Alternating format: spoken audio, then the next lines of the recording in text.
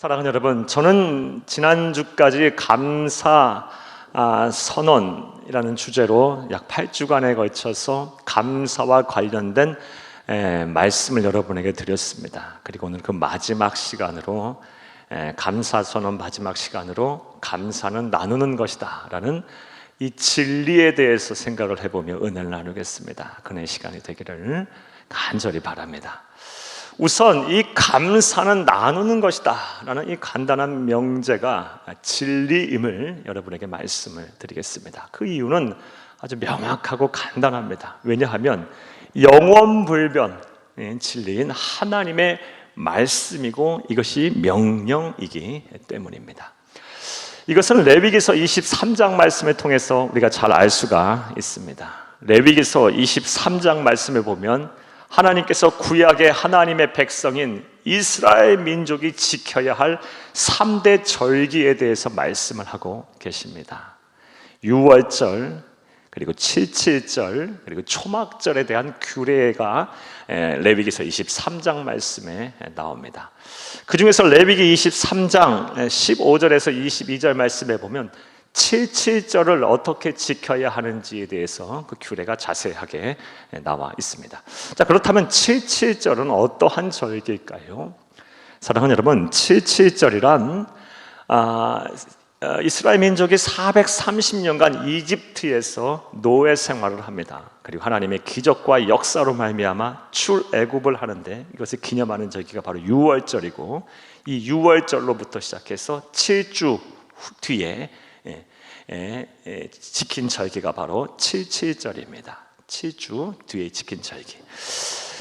또 다른 말로는 77에 49 하면 50일 아니겠습니까? 하루를 더해서. 그래서 다섯 오 열순자를 써서 오순절이라고도 부르기도 합니다.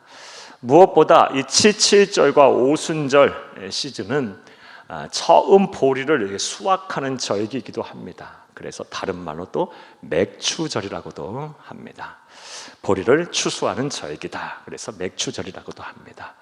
이렇게 칠칠절, 오순절, 다른 말로 맥추절이라 하는 절기는 이스라엘 민족이 출애굽한 이후 진정한 자유를 다시 되찾은 것을 감사하는 절기이기도 하면서 동시에 첫 수확을, 보리를 첫 수확을 하고 나서 하나님께 감사를 드리는 감사의 절기라고 말할 수가 있습니다. 어찌됐든 칠칠절은 감사절이에요. 그런데 하나님께서는 이 칠칠절 감사절을 어떻게 이스라엘 민족에게 지키라고 명령하셨을까요? 레위기서 23장 22절을 함께 읽겠습니다. 너희 땅에 곡물을 벨 때에 밥 모퉁이까지 다 베지 말며 떨어진 것을 줍지 말고 그것을 가난한 자와 거류민을 위하여 남겨두라. 나는 너희의 하나님 여호와니라. 아멘. 수확을 하는 데 있어서, 보리를 수확하는 데 있어서 다 거두지 말고 일부를 남겨둬라. 왜? 가난한 자와 이방인들, 거류민들을 위해서 그들이 그것을 취하도록 남겨둬라 라고 명령을 하셨습니다. 그러니까 하나님 앞에 감사하고 또 하나님 주신 은혜에 감사하는 데 있어서 자기 자신만 그 감사를 누리고 기뻐하지 말고 감사를 이웃과 나누라는 것입니다. 사랑하는 여러분, 이런 말씀을 통해 볼 때 감사는 나누는 것입니다. 이것이 하나님의 뜻이고 하나님의 명령이고 절대 진리임을 믿으시기를 간절히 주의 이름으로 축복합니다. 자, 그렇다면 좀 더 구체적으로 좀 생각을 해보겠습니다. 왜 하나님께서는 감사를 이렇게 주라 하셨을까? 베풀라 하셨을까? 나누라 하셨을까? 그리고 우리가 감사를 이렇게 나누게 될 때 우리는 어떠한 복을 받게 될까요? 감사를 나눌 때 우리에게는 어떠한 복이 임할까? 이 답을 오늘 본문 말씀에서 찾기에 앞서서 먼저 본문의 배경과 내용 설명부터 여러분에게 좀 해드리겠습니다. 오늘 본문 말씀이 속한 이 누가복음 6장 말씀은 예수님께서 제자들에게 하신 교훈의 말씀입니다. 우리들에게도 하신 말씀입니다. 특별히 예수님께서 이 말씀은 평지에서 설교하셨고 평지에서 제자들에게 가르치셨다 해서 평지수훈, 평지보훈, 평지설교다라고 이야기하며 마태복음 5장에서 7장까지 산에 올라가셔서 하신 산상수훈, 산상보훈과 더불어서 예수님께서 이 세상에 오셔서 하신 설교의 백미로 꼽힙니다. 이 두 설교가 누가복음 6장과 마태복음 5장에서 7장까지 이 두 설교가 아주 우리가 꼭 마음에 새기고 귀담아 들어야 할 우리 예수님의 설교예요. 평지설교, 평지보훈이라고도 합니다. 이 평지보훈, 평지설교까지 하시기까지 누가복음 6장까지의 과정에서의 우리 예수님께서 하신 말씀을 간단하게 말씀드리면 다음과 같아요. 누가복음 4장 15절에서 16절에서 30절 말씀에 예수님께서 처음 이제 메시아로서 공생애를 시작하시면서 나사렛 회당에서 취임 설교를 하십니다. 어떤 취임 설교를 하시냐? 가난한 자, 포로된 자, 눈이 먼 자, 눌린 자에게 이제 주의 은혜의 해가 임하였다. 이게 우리 주님의 취임 설교고 첫 메시아로서의 일성이셨어요. 이러한 취임 설교를 하신 이후 예수님의 행보는 당시 사람들이 보기에는 매우 충격적이고 파격적인 언행을 하십니다. 예를 들면 누가복음 5장 21절 말씀에 예수님께서 4명의 친구의 도움을 받아 예수님에게 나와 고침을 받은 중풍병자에게 병을 고치시면서 뿐만 아니라 죄가 사함을 받았다 하면 죄 사함의 은혜까지 베풀어 주세요. 이 모습을 보자 바리새인과 서기관들이 어찌 하나님을 사칭하느냐 하면서 예수님을 향하여 신성모독의 죄를 저질렀다라고 비난합니다.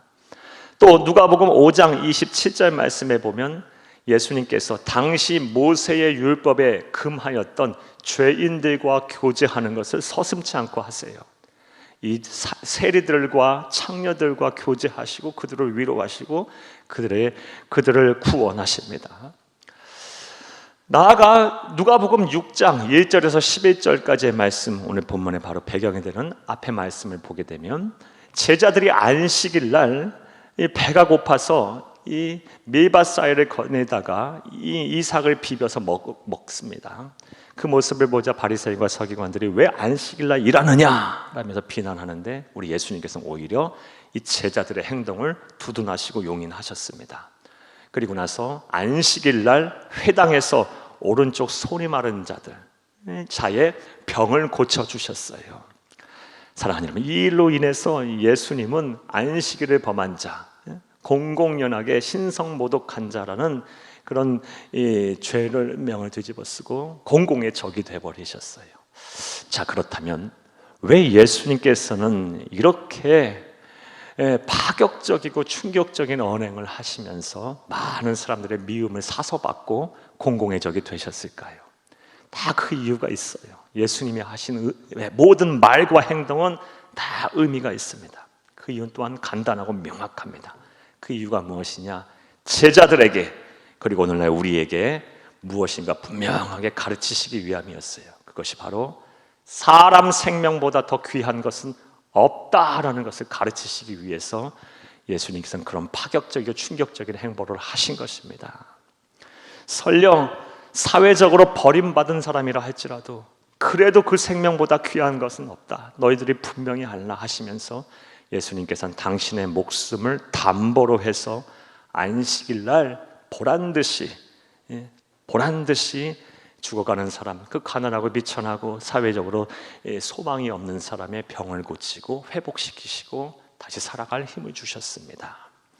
사랑하는 여러분, 이러한 예수님의 모습을 보면서 우리는 다음과 같은 교훈을 얻어요. 우리 또한 예수님의 제자로서 하나님의 택함받은 백성으로, 구원받은 백성으로 사람 생명을 귀하게 여겨야 한다라는 교훈을 얻게 됩니다. 그런데 안타깝게도 우리는 그렇게 살지 못해요.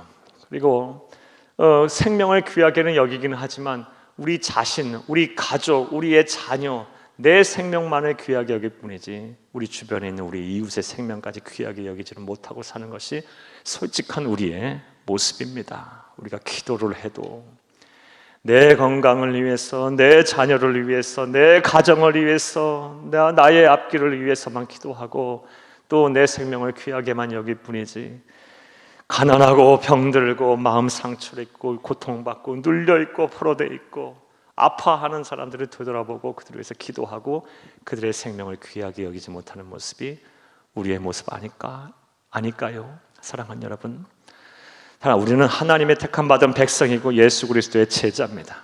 우리 주님에게 귀한 생명을 빚진 자들이에요. 영생의 은혜, 구원의 기쁨을 누리는 자들입니다. 그러므로 우리 예수님 보여주신 대로, 몸소 보여주신 대로 우리 또한 사랑 생명을 귀하게 여기며 우리가 가진 것으로 많은 사람들을 살리고 돕고 회복시키고 다시 치유로 다시 삶의 자로 이끄는 그런 일들을 열심히 해야 할 줄로 믿습니다. 무엇보다 그들에게 먼저 예수를 믿어 구원받은 우리들, 아직도 그 구원의 은혜, 영생의 기쁨을 모르는 자, 그래서 영원한 사망을 향해 달려가는 자들, 이 세상이 전부인 줄 알고 영원한 사망을 향해 달려가는 자들을 구원하는 일에 열심을 다해야 할 줄로 믿어요. 자, 다시 본문 말씀으로 돌아오겠습니다. 사랑하는 여러분, 이렇게 생명의 귀중함을 제자들에게 몸소 보여주신 예수님께서 이제 그 연장선상에서 누가복음 6장 말씀, 오늘 본문 말씀까지 하고 계시는 것입니다. 오늘 본문 말씀에 그 연장선상에서 주고 베풀고 나누는 자가 하나님께 어떠한 보상을 받게 되는지 하나님의 보상 법칙에 대해서 말씀을 하셨어요. 그게 오늘 본문의 내용입니다. 자, 여러분, 본문의 배경과 내용이 되셨습니까? 자, 그럼 이러한 내용을 바탕으로 이제 생각을 해보겠습니다. 사랑하는 여러분, 왜 하나님께서는 우리로 하여금 감사를 나누라 명령하셨을까요?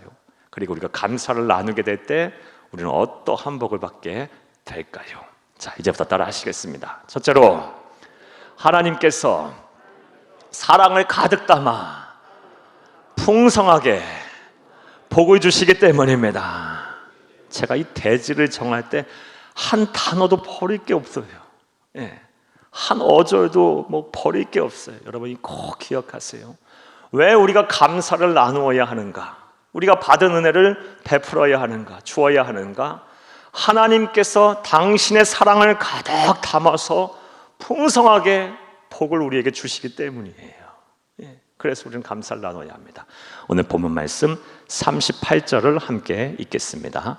주라, 그리하면 너희에게 줄 것이니 곧 후이되어 누르고 흔들어 넘치도록 하여 너희에게 안겨주리라. 너희가 헤아리는 그 헤아림으로 너희도 헤아림을 도로 받을 것이니라. 아멘. 이 말씀 황금률이에요. 기독교인의, 그리스도인의 가장 기본이 되는 윤리예요. 윤리. 사랑하는 여러분, 그리고 앞서 말씀드린 대로 이 38절 말씀은 우리가 주고 베풀고 나누게 될 때 하나님께서 우리에게 어떻게 보상하시는지, 이 하나님의 보상 법칙이에요. 우리가 주게 되면, 우리 것을 나누게 되면 어떻게 하신다? 후히되어 누르고 넘치도록 너희에게 안겨주겠다고 말씀하셨어요. 그리고 너희가 헤아리는 대로 그 헤아림을 도로 받게 될 것이다 라고 말씀을 하셨습니다. 우리가 주게 되면 후히되어 누르고 넘치도록 안겨준답니다. 이게 하나님의 보상 법칙이에요. 이 보상 법칙이 우리의 감사를 나누는 것에서도 그대로 적용이 됩니다.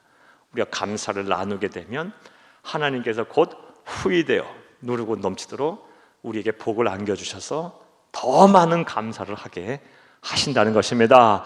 할렐루야! 그러므로 우리는 감사를 나눠야 됩니다. 사랑하는 여러분, 그다음 좀 더 또 구체적으로 좀 더 생각을 한번 해볼게요.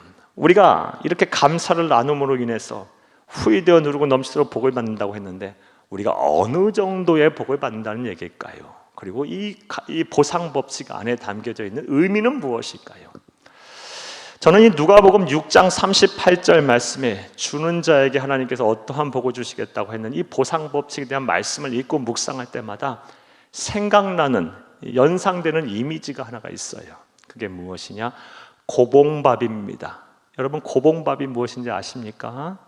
밥그릇에 밥을 그냥 꾹꾹 눌러갖고 산더미처럼 쌓은 밥이에요. 저는 어려서 우리 천국에 가신 할머니 전도사님 저에게 항상 밥 퍼주실 때 고봉밥을 퍼주셨어요. 밥그릇에 밥을 그냥 꾹꾹 눌러서 산처럼 밥을, 이 밥 저만 먹었겠습니까? 여기 계신 분들 다 그런 밥 드셨을 거예요. 어머니들이 또 할머니들이 이 자녀들을 향해서, 손주들을 향해서 이 고봉밥들 다 이렇게 퍼주셨을 거예요. 오늘날은 다이어트도 해야 되고 또 건강 생각도 하고 해서 이렇게 밥 많이 드시지 않지만 예전에는 참 밥 많이 먹는 게 복이라고 생각을 했잖아요. 고봉밥들 다 이렇게 드셨을 거예요. 사랑하는 여러분, 그렇다면 우리 할머니들, 우리 어머니들은 왜 이렇게 우리들에게 고봉밥을 퍼주셨을까요? 이거 모르는 분 없죠. 의미를 모르는 분 없어요. 사랑이 담긴 밥이에요. 예.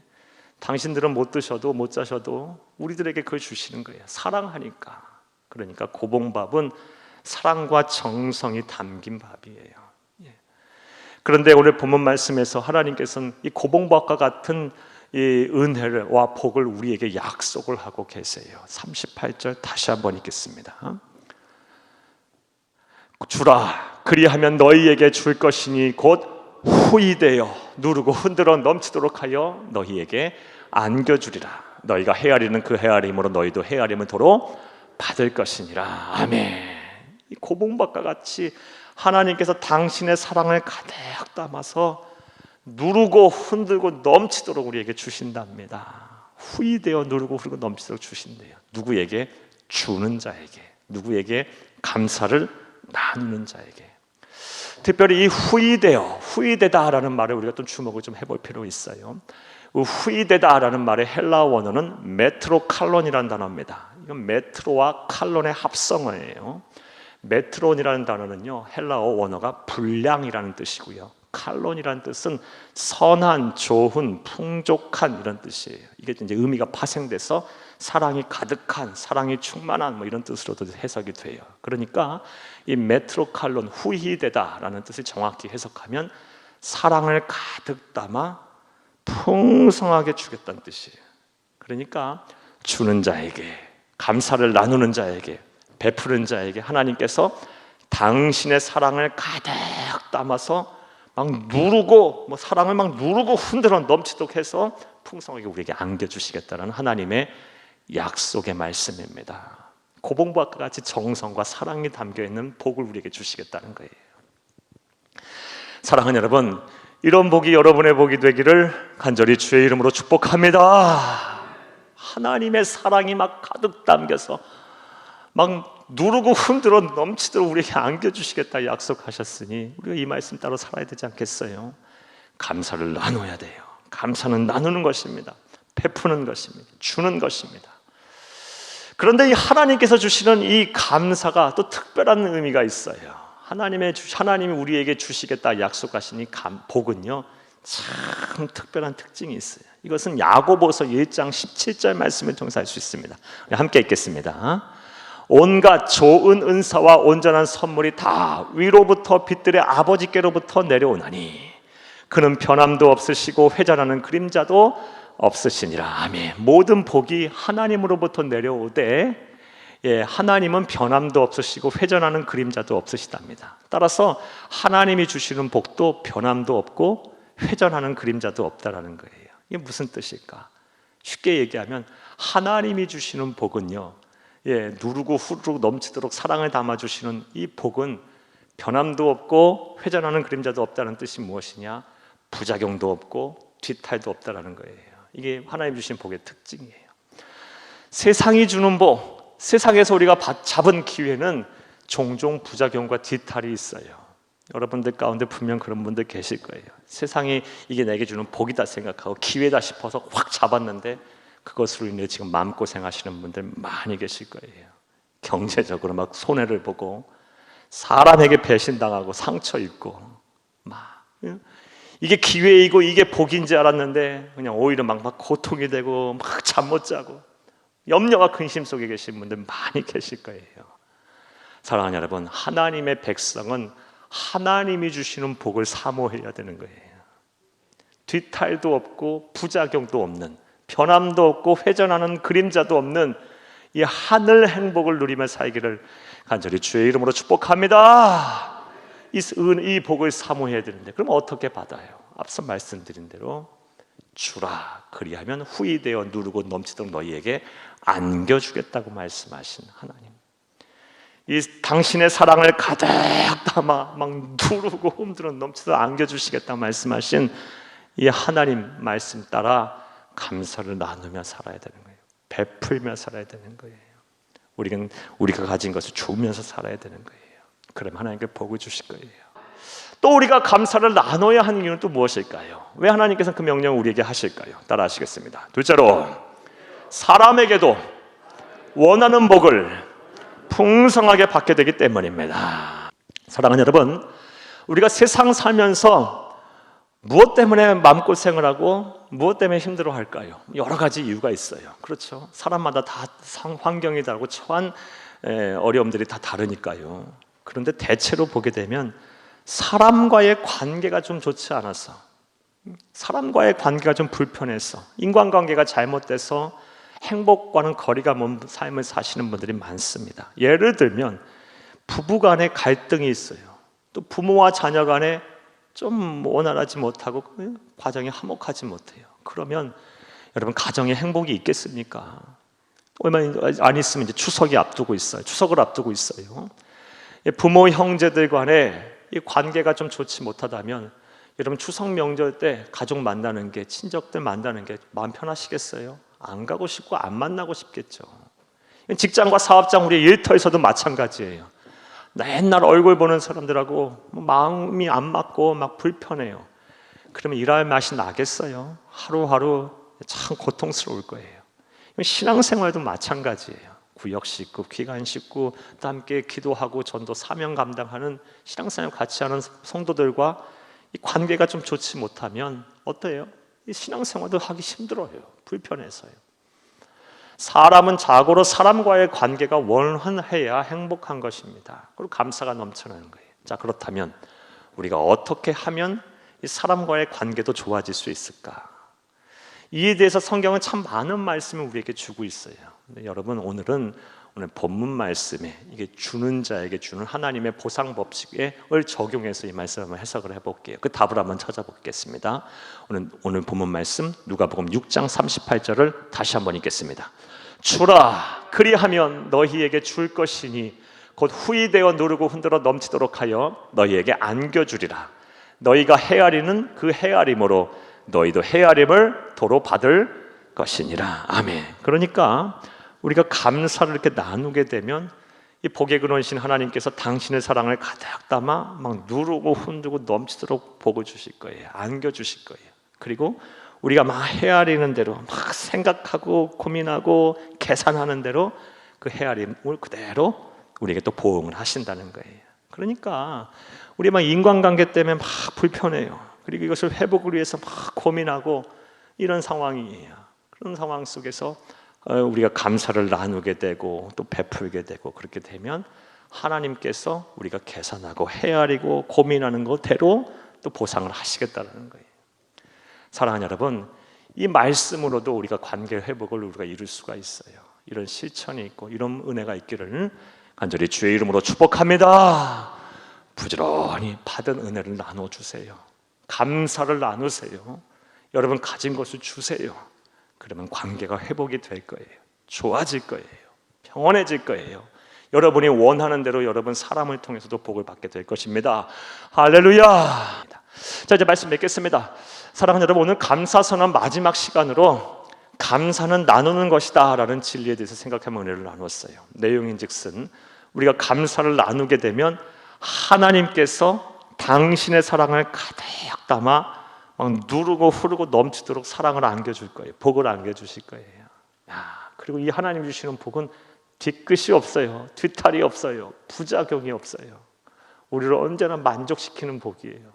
이 복이 지금 필요하신 분들 많이 계시라고 봐요. 이 복을 여러분의 것이 되게 위해서 부지런히 감사를 나누세요. 또한 사람에게도 원하는 복을 받게 될 것이에요.